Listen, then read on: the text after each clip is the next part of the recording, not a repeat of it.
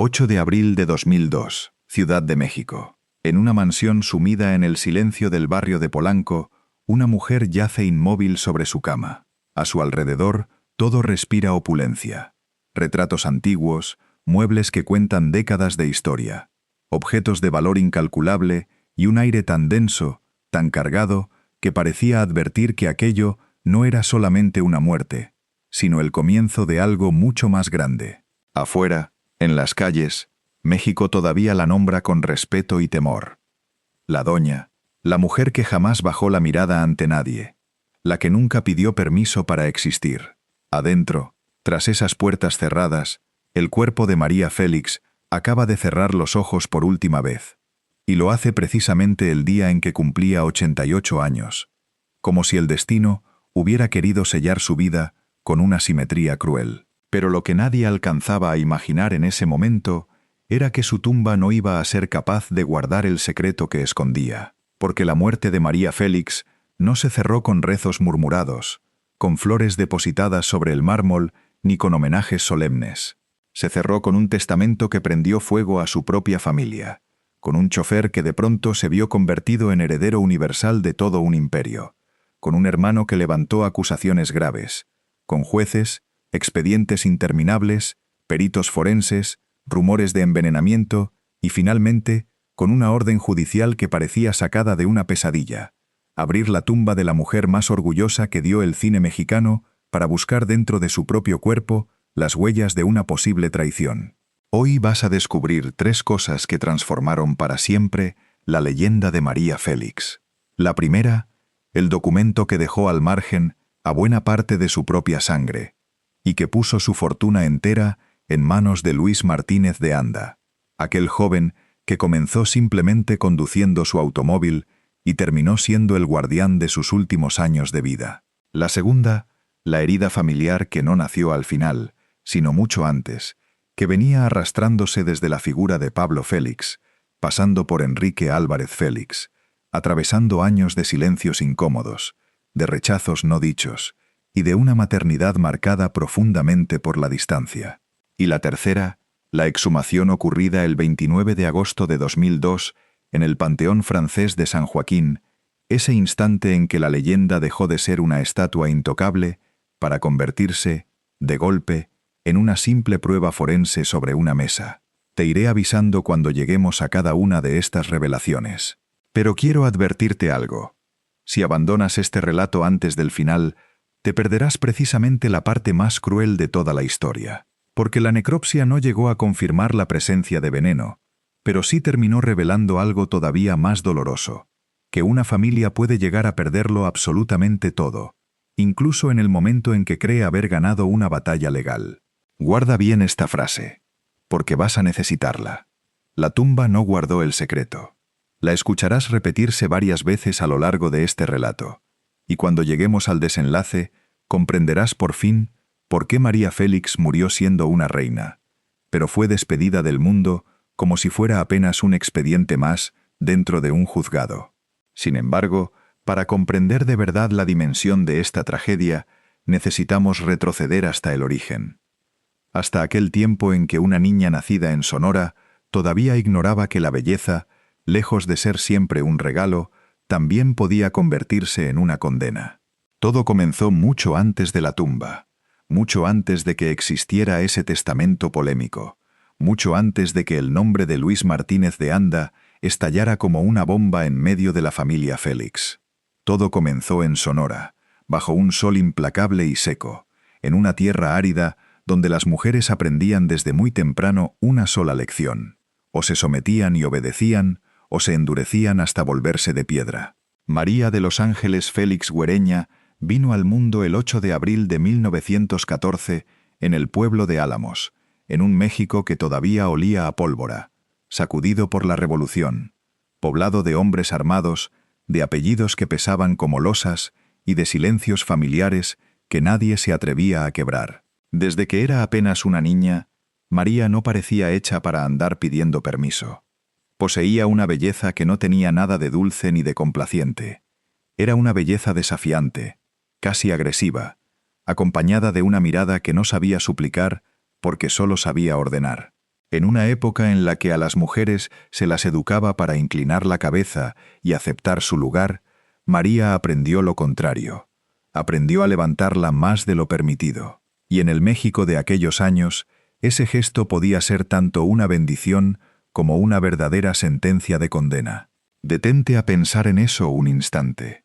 Una muchacha de provincia, criada entre reglas rígidas, entre murmullos religiosos y rodeada de una familia experta en esconder secretos, termina transformándose en la mujer a la que ningún director de cine consiguió jamás domesticar. No llegó a la pantalla como una flor frágil y delicada que pedía ser cuidada. Llegó como una amenaza en movimiento, como si cada uno de sus pasos proclamara que no había venido al mundo para acompañar ni servir a nadie, sino para apropiarse del centro absoluto de la escena. En 1943 apareció en Doña Bárbara, y con esa película algo cambió para siempre. Dejó de ser únicamente María Félix. Allí nació la Doña. El personaje parecía haber sido escrito a la medida para sacar a la superficie algo que ella ya cargaba muy adentro. Una mujer dura como el acero, soberbia, magnética hasta lo hipnótico, capaz de observar a los hombres como si todos, sin excepción, fueran apenas seres diminutos. El público entero quedó hechizado. No estaban viendo solamente a una actriz, estaban presenciando una fuerza de la naturaleza. Era exactamente el tipo de mujer que el México de entonces temía en la intimidad de sus hogares, pero adoraba sin reservas cuando la veía proyectada en la pantalla grande.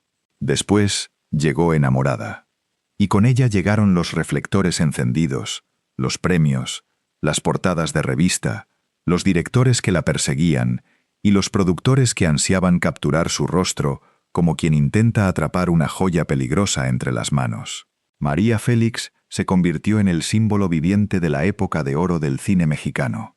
Pero aquí aparece algo que casi nadie llega a comprender del todo. Mientras el mundo entero se empeñaba en convertirla en estatua de bronce, ella se iba encerrando, poco a poco, dentro de su propia armadura. Porque la Doña no se limitó a acumular fama. Acumuló, sobre todo, poder.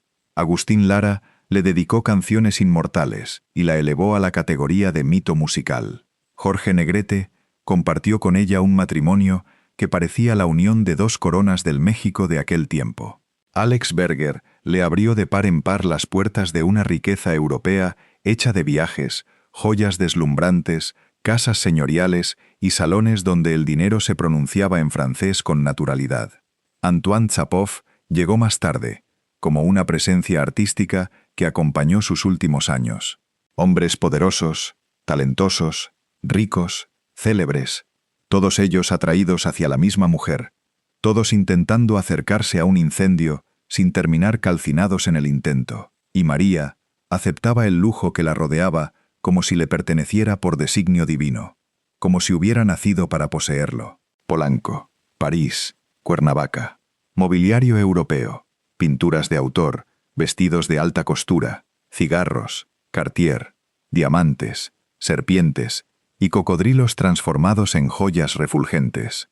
Cada detalle de su existencia parecía gritar grandeza al mundo, pero detrás de toda esa magnificencia se ocultaba una soledad tan profunda que ningún diamante, por más brillante que fuera, conseguía iluminarla. La tumba no guardó el secreto, y ese secreto comenzó justo aquí, en esa necesidad feroz, casi enfermiza, de controlarlo todo.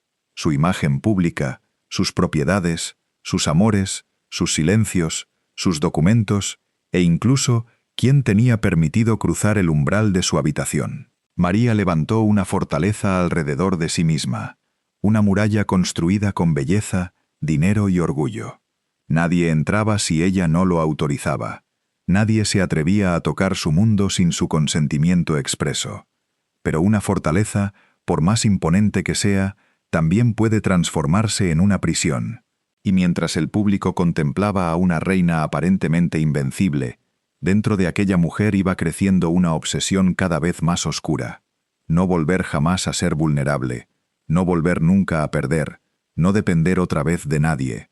Esa fue, en el fondo, su verdadera maldición. Porque cuando una persona convierte el amor en un territorio que debe defenderse, La familia deja de ser un refugio y se transforma en un campo de batalla. Guarda bien esta idea. María Félix no se quebró al final de su vida. Llegó al trono ya estando rota. Y para entender por qué una madre era capaz de amar manteniendo siempre la distancia, por qué un hijo crecería bajo una sombra tan helada, y por qué una herencia terminaría dirimiéndose en los tribunales y en una tumba abierta a la fuerza, hay que mirar de frente el secreto que su familia se empeñó en enterrar desde el primer momento. Pablo. Ese nombre no era un recuerdo cualquiera dentro de la vida de María Félix. Era una cicatriz que nunca cerró del todo, una sombra persistente, una puerta clausurada en el interior de la casa familiar que nadie quería abrir, pero que jamás dejó de hacer ruido desde el otro lado. Porque antes de que existiera la doña, antes de los diamantes, antes de los hombres rendidos a sus pies, antes de los notarios, los testamentos y la tumba profanada, hubo una niña de Sonora que miraba a su hermano como si en él se concentrara todo lo que el mundo era capaz de darle y al mismo tiempo de arrebatarle. Según versiones biográficas que se repitieron durante años, Pablo Félix no fue únicamente el hermano mayor de María, fue su refugio, su cómplice, su figura protectora en una infancia donde ella aprendió demasiado pronto que el cariño también podía disfrazarse de vigilancia. En Álamos, entre calles ardientes bajo el sol, patios cerrados al mundo exterior y familias que custodiaban las apariencias como si fueran tesoros de oro, María y Pablo crecieron demasiado cerca el uno del otro para la comodidad de quienes los rodeaban. Se hablaba de largos paseos a caballo, de tardes interminables bajo el sol abrasador del norte, de una muchacha montada detrás de su hermano, cruzando juntos caminos secos y polvorientos, respirando a la vez polvo, libertad y un peligro que todavía no sabía cómo nombrar. Y con el paso de los años, aquel vínculo se transformó en uno de los rumores más turbios de toda la leyenda Félix. No porque la prensa lo hubiera inventado de la nada, sino porque la propia María, ya convertida en mito viviente, dejó escapar una frase que nunca pudo ser enterrada por completo. El perfume del incesto no lo tiene ningún otro amor. Detente a pensar en eso un momento. Una mujer que medía cada una de sus palabras como si fuera el filo de una daga. Una actriz que sabía con exactitud cuándo provocar, cuándo guardar silencio y cuándo destruir con una sola mirada. María no era una mujer ingenua. Conocía perfectamente el peso devastador de esa frase. Sabía que México la repetiría con morbo, con escándalo, con un nudo de incomodidad en la garganta. Pero también sabía algo más profundo, que ciertas heridas, cuando se ocultan durante demasiado tiempo, terminan brotando hacia afuera, convertidas en veneno. La tumba no guardó el secreto, pero tampoco lo guardó la infancia. En una familia conservadora de comienzos del siglo XX, un rumor de esa naturaleza no era simplemente un escándalo, era la amenaza directa de la ruina. La honra pesaba muchísimo más que la felicidad. La apariencia valía más que cualquier verdad. Y cuando los padres de María percibieron que ese lazo entre los dos hermanos podía convertirse en una mancha imposible de borrar jamás, tomaron una decisión brutal: separar a Pablo de ella. No hubo una explicación tierna que suavizara el golpe. No hubo una conversación destinada a sanar las heridas. No hubo siquiera un abrazo de despedida que reparara, aunque fuera un poco el daño. Pablo fue enviado al colegio militar en la Ciudad de México, lejos de Sonora, lejos de María, lejos de esa cercanía que la familia ya no estaba dispuesta a tolerar. Para los padres, se trataba de una medida de disciplina. Para María fue, en cambio, una amputación emocional en toda regla. Es ahí, exactamente en ese punto, donde empieza a gestarse la doña. No en un set de filmación, no frente a una cámara encendida, no cuando los directores descubrieron por primera vez la fuerza de su rostro. Nace en ese instante preciso en que una adolescente comprende que el amor puede serle arrancado de cuajo por una simple orden familiar, que la sangre puede transformarse en cárcel y que quien se atreve a mostrar demasiado el corazón termina, irremediablemente, perdiéndolo. Y entonces llegó la tragedia. Pablo murió en circunstancias que durante años alimentaron toda clase de sospechas. La versión oficial habló de una muerte autoinfligida dentro del ambiente militar, pero María nunca aceptó esa explicación con verdadera tranquilidad. De acuerdo con los relatos que rodean el caso, ella habría cargado durante toda su vida con la convicción de que su hermano no se había marchado por voluntad propia, sino que alguien le había arrebatado el destino. Una bala, un silencio cómplice, una institución cerrada sobre sí misma, una familia que prefirió sobrevivir al escándalo antes que enfrentarse cara a cara con la verdad. Por más años que pasaran, Pablo seguía estando presente. Estaba en la dureza con que María trataba a los hombres, en su obsesión por no depender jamás de nadie, en esa manera tan suya de convertir cada romance en una batalla y cada despedida en una victoria personal. Agustín Lara pudo dedicarle canciones eternas. Jorge Negrete pudo ofrecerle orgullo y un apellido respetado. Alex Berger pudo regalarle Europa entera, mansiones, joyas y seguridad económica. Pero ninguno de ellos consiguió jamás tocar ese rincón interno donde Pablo seguía siendo una pérdida sin sepultura emocional, una herida que nunca encontró descanso. Guarda esta frase: María Félix no se volvió dura porque no supiera amar, se volvió dura precisamente porque amó algo que la vida le arrancó demasiado pronto. Y cuando una persona transforma su dolor en poder, el mundo entero puede aplaudirla durante décadas sin darse cuenta de que, en realidad, está aplaudiendo una herida que sigue abierta y sangrando. La gente veía entrar a la doña vestida de seda, fumando con elegancia, mirando a todos desde lo alto. Pero debajo de aquella imagen imponente había una mujer que había aprendido una lección terrible. Nunca vuelvas a necesitar tanto a alguien. Ese fue el veneno original, no el de la tumba, no el que los peritos buscarían años más tarde con sus instrumentos. El primer veneno fue el silencio familiar. Y ese silencio no terminó con Pablo. Pasó de una generación a la siguiente hasta caer, finalmente, sobre el único hijo de María, Enrique, el niño que iba a heredar no solamente su apellido, sino también la parte más fría y endurecida de su corazón. Enrique Álvarez Félix vino al mundo cargando un apellido que en apariencia parecía una bendición, pero que en la realidad terminaría convirtiéndose en una jaula de la que nunca pudo escapar del todo. Era el único hijo de María Félix, el único. El heredero natural de la mujer más poderosa que conoció el cine mexicano. El niño que, al menos en teoría, debía recibir no solo sus casas, sus joyas, sus cuadros y su fortuna entera, sino también algo mucho más sencillo y, paradójicamente, mucho más difícil de obtener: el amor de su madre. Pero en la vida de María Félix, el amor nunca fue algo sencillo. Enrique llegó al mundo durante el primer matrimonio de María con Enrique Álvarez Alatorre, en una época en que ella todavía no era la doña, cuando aún no fumaba cigarros bajo lámparas europeas, cuando todavía no recorría las calles de París como si fuera la dueña absoluta de la ciudad.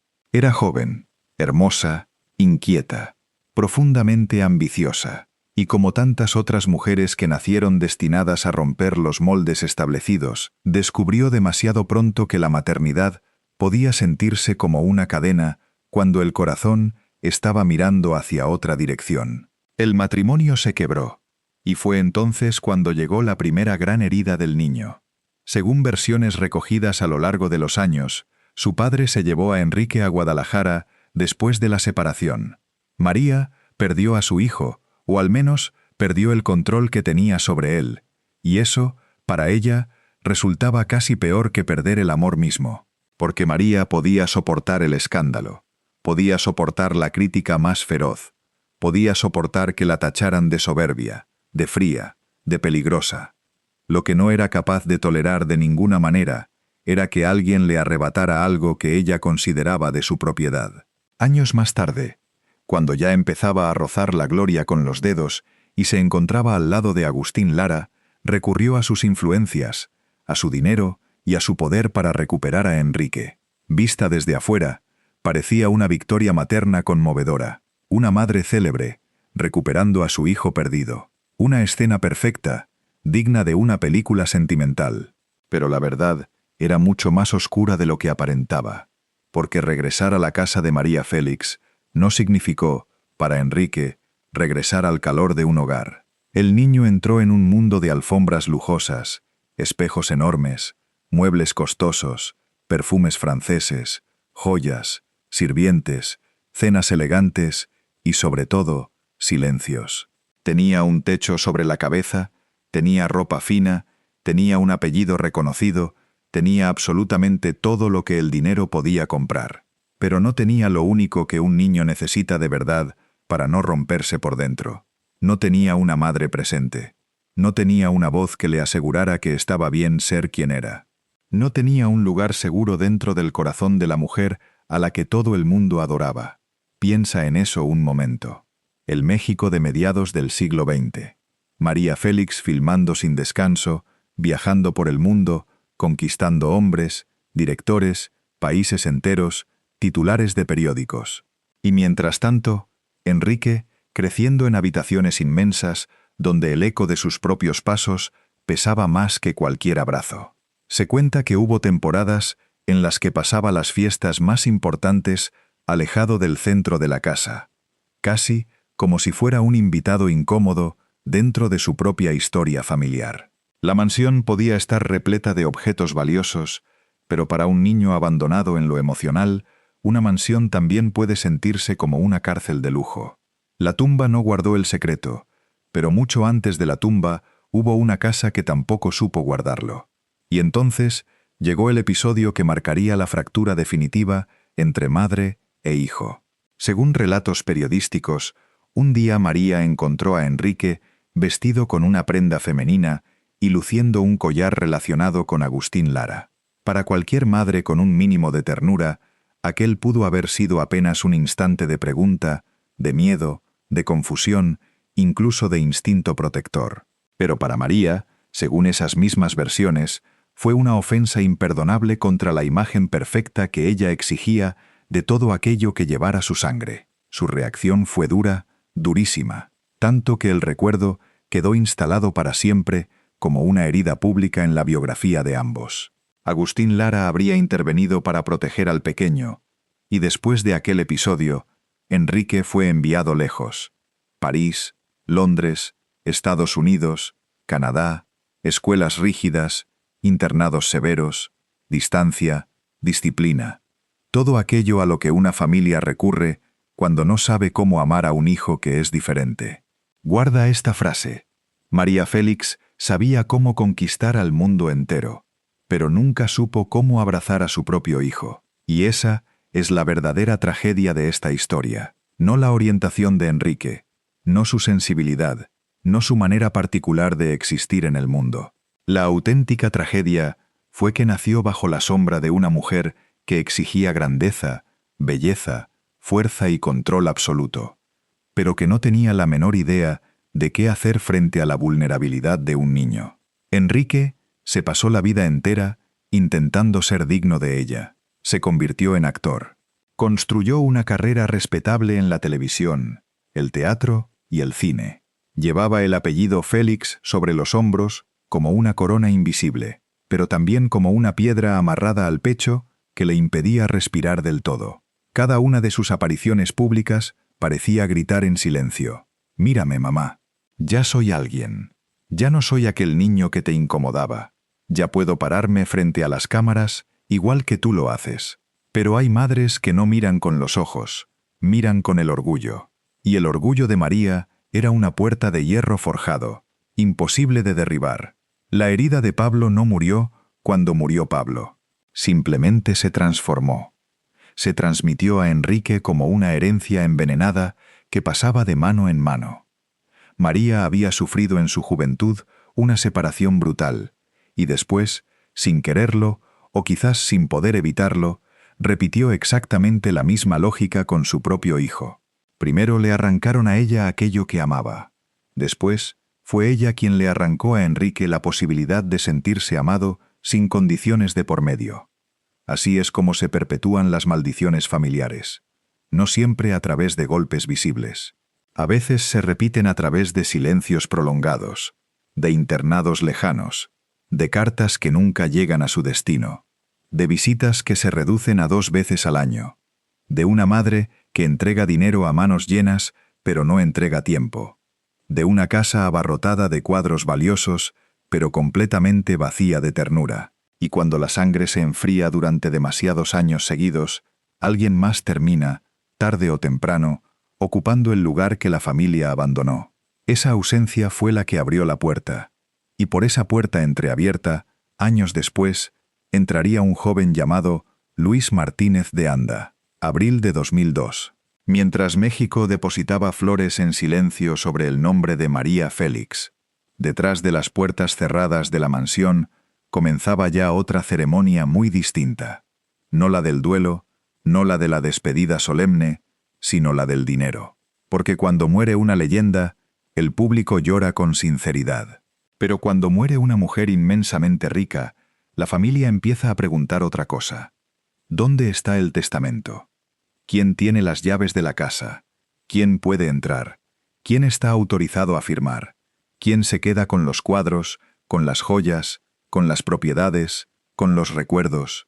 Y en el caso particular de María Félix, esas preguntas no tardaron ni un instante en convertirse en una bomba a punto de estallar. La mujer que durante décadas había hecho temblar a productores, amantes, periodistas y políticos por igual, dejó después de muerta una última orden que sonó como una bofetada lanzada directamente contra su propia sangre.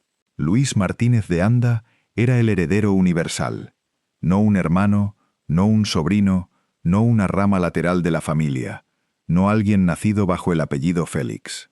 Luis, el joven que había llegado en 1995 como chofer, casi por pura casualidad, recomendado por Ernesto Alonso en un momento en que María necesitaba a alguien que la ayudara a moverse por la ciudad. Tenía alrededor de 18 años. Estudiaba ingeniería en el Instituto Politécnico Nacional y entró en la casa de Polanco sin imaginar siquiera que aquella puerta iba a cambiarle la vida para siempre. Piensa en eso un momento. Un muchacho joven cruzando el umbral de la mansión de la mujer más intimidante de todo México. La ve sentada, impecable hasta el último detalle, fumando, con esa mirada que nunca pedía permiso para nada. María lo observa de arriba abajo, lo mide, lo juzga sin disimulo. Al principio le parece demasiado joven para el puesto, pero termina aceptándolo solo para conducir, solo por un tiempo limitado, solo como una ayuda pasajera. Así es como empiezan algunas tragedias, con algo pequeño, casi insignificante. Con el paso de los años, Luis dejó de ser únicamente el chofer.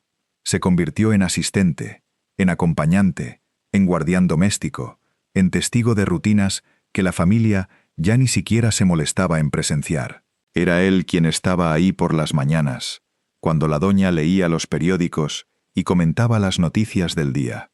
Era él quien la llevaba al centro histórico, a la Plaza del Ángel, a buscar antigüedades, objetos raros, piezas que solamente ella sabía apreciar en su justo valor. Era él quien escuchaba desfilar nombres de millonarios, artistas, políticos y empresarios. Era él quien conocía sus horarios, sus silencios, sus molestias, sus manías más íntimas, y sobre todo, fue él quien permaneció a su lado cuando Enrique ya no estaba. Después de 1996, con la muerte de su único hijo, la casa de María cambió por completo de temperatura. Las paredes seguían cubiertas de arte, pero ahora había un hueco enorme que ningún Cartier del mundo podía llenar. Una madre puede fingir fortaleza ante los ojos del mundo entero, pero por la noche, cuando se cierran todas las puertas, la ausencia se sienta a su lado en la cama. Luis fue testigo de esa ausencia. La acompañó de cerca, preparaba el té, servía el postre, permanecía a su lado mientras otros aparecían apenas de vez en cuando, reclamando un parentesco.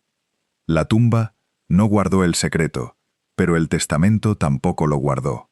Cuando se hizo público que María había dejado todo su imperio en manos de Luis Martínez de Anda, el golpe fue brutal para la familia. Ellos no lo interpretaron como un gesto de gratitud, sino que lo leyeron directamente como una traición en toda regla. Para ellos, ese documento no representaba una voluntad libre y consciente, sino una sospecha plasmada en papel notarial. ¿Cómo era posible que una mujer de esa edad dejara fuera a los suyos y le entregara absolutamente todo a un hombre joven que había entrado en su vida por la puerta de servicio? Benjamín Félix, hermano de María, se convirtió en la voz más feroz de toda aquella indignación. Según versiones de la prensa, la familia sostuvo que María pudo haber sido aislada del exterior, influenciada e incluso manipulada durante sus últimos años de vida. Querían anular el testamento. Querían recuperar el patrimonio entero. Querían que la sangre pesara más que la simple compañía. Pero ahí estaba el verdadero problema. El testamento existía. Estaba debidamente firmado. Tenía plena validez legal. Y Luis no se presentaba ante nadie como un ladrón, sino como un heredero reconocido por la propia voluntad de María. Él defendía una idea sencilla pero demoledora. La familia reclamaba después de la muerte aquello que no se había molestado en cuidar mientras ella vivía. Guarda esta frase. María Félix no castigó a su familia mediante el testamento. Simplemente plasmó sobre el papel la distancia que ya existía desde mucho antes. A partir de ese momento, la guerra dejó de ser un asunto íntimo y privado. Entraron en escena los abogados, los expedientes, las acusaciones cruzadas, las entrevistas, los rumores que corrían de boca en boca. Las propiedades de Polanco y de Cuernavaca, las joyas, los cuadros, los muebles, absolutamente todo se convirtió en parte de una batalla donde el amor ya no tenía cabida alguna. Lo único que quedaba en pie era el valor material de las cosas. Y cuando la familia comprendió que tal vez no iba a poder derrotar tan fácilmente aquel papel firmado, tomó un camino mucho más oscuro y siniestro. Si no podían destruir el testamento atacando la firma, intentarían destruirlo atacando la muerte misma. Y fue entonces cuando el cuerpo de María dejó de descansar en paz, y la tumba se transformó en el siguiente escenario de la guerra. 29 de agosto de 2002. Panteón Francés de San Joaquín, Ciudad de México. Aquella mañana no se parecía en nada a una mañana cualquiera. No era el día de un homenaje, no era el día de una misa, no era el día en que México iría a llevar flores a una de sus estrellas. Era el día en que la tumba de María Félix iba a ser abierta por orden expresa de la ley. Piensa en eso un momento. La mujer que en vida no permitía que nadie entrara a su habitación sin su autorización. La mujer que levantó alrededor de sí misma una muralla impenetrable de orgullo, joyas, sirvientes, silencios y distancia calculada. Ahora ya no podía decidir quién tocaba su cuerpo, quién hurgaba en su muerte, quién convertía su descanso eterno en un simple expediente judicial. La tumba no guardó el secreto. 4 meses y medio después de aquel 8 de abril en Polanco, la guerra por la herencia ya no cabía dentro de los juzgados civiles. La familia Félix, encabezada por Benjamín Félix, llevó la batalla a un terreno mucho más turbio y peligroso. Según versiones de la prensa, la denuncia sostenía que María no había muerto de forma natural, que algo extraño pudo haber ocurrido en sus últimos días, que tal vez alguien había acelerado deliberadamente su final para quedarse con el imperio antes de que ella tuviera tiempo de cambiar de opinión. El nombre de Luis Martínez de Anda volvió a quedar en el ojo mismo del huracán, ya no como chofer, ya no como asistente, ya no como heredero, sino ahora como sospechoso ante la mirada pública, aunque las acusaciones todavía estaban muy lejos de poder probarse. La familia afirmaba que no todos habían podido ver el rostro de María antes del entierro. Afirmaba que existían dudas razonables. Afirmaba que el silencio que rodeaba su muerte resultaba demasiado perfecto para ser inocente. Y cuando una familia mezcla en una misma olla el dolor, el dinero y la sospecha, la verdad deja de ser suficiente por sí sola. Hace falta una escena más grande, una escena brutal. Abrir la tumba. El expediente llevaba un número frío e impersonal, FCI 50T2 10970208. Así es como funciona la justicia. Lo que para el público era la doña, para el sistema judicial no era más que un folio numerado. Lo que para México entero era un mito, para los peritos era simplemente una investigación pendiente. Lo que para la familia era una sospecha dolorosa, Para la ley, debía transformarse en una prueba concreta. Y aquí viene algo que necesitas guardar bien en tu memoria. Antes incluso de que la tumba se abriera, los especialistas ya advertían que el tiempo jugaba en contra de todos.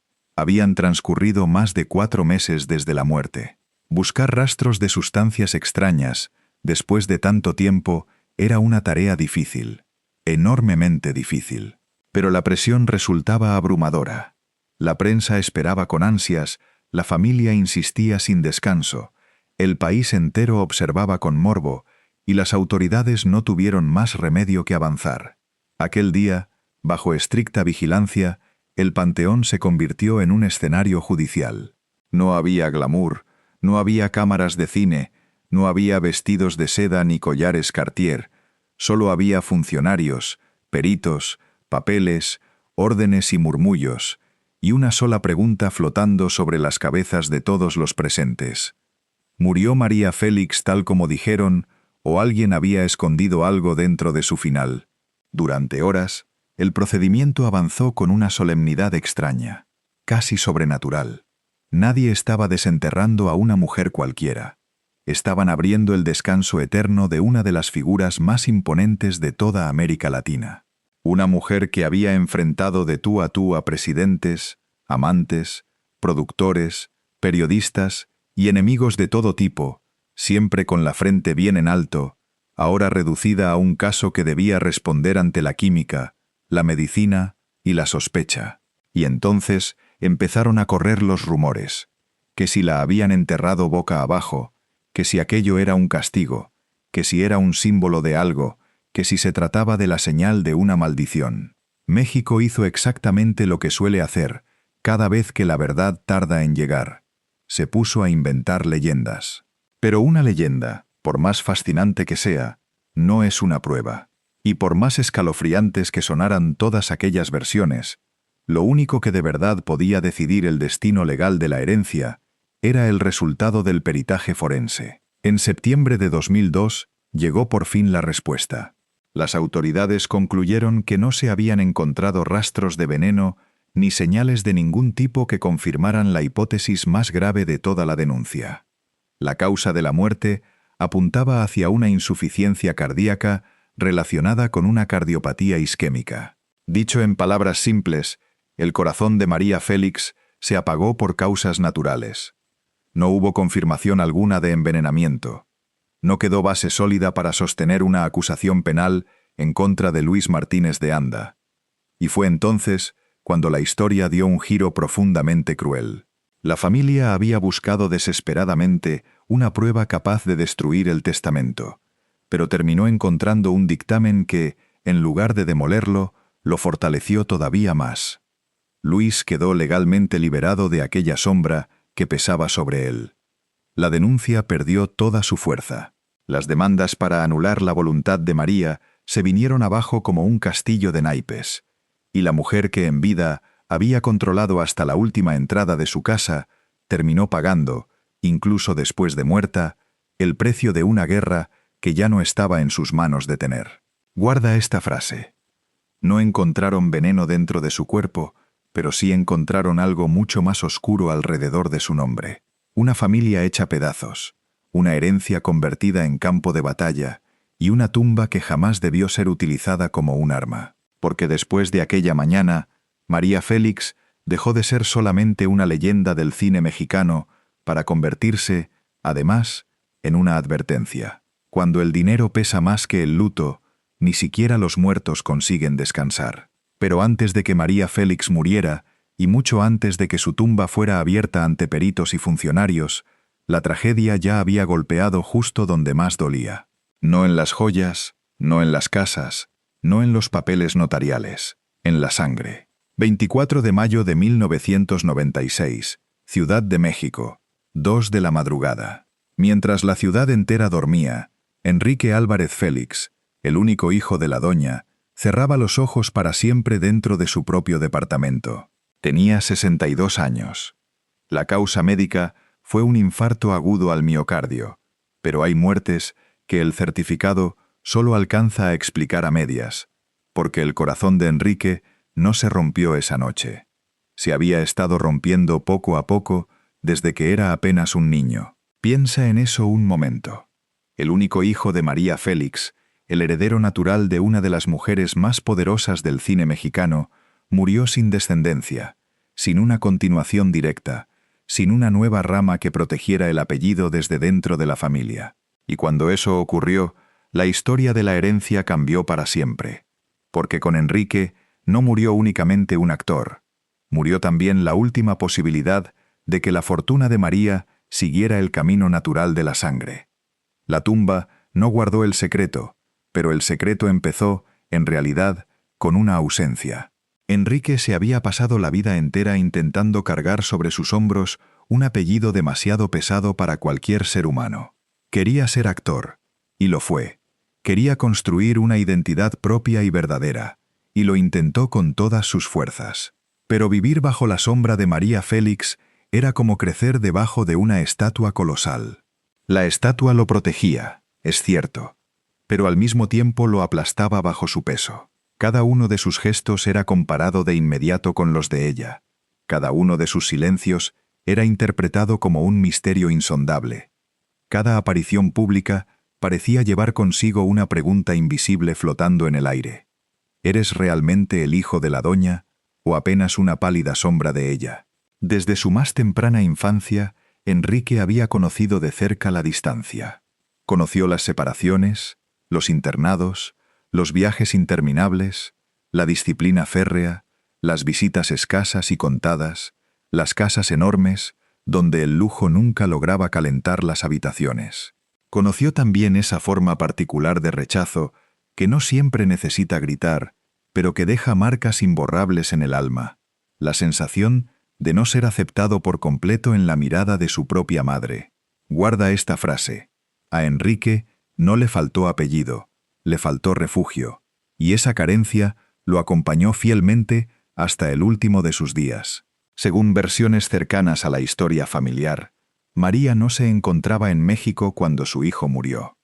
Regresó tiempo después, cuando el golpe ya había caído con toda su fuerza, cuando el cuerpo ya no esperaba ninguna conversación pendiente, cuando ya no existía frase alguna capaz de reparar tantos años acumulados de distancia. El país entero contemplaba a María como a una madre devastada por el dolor.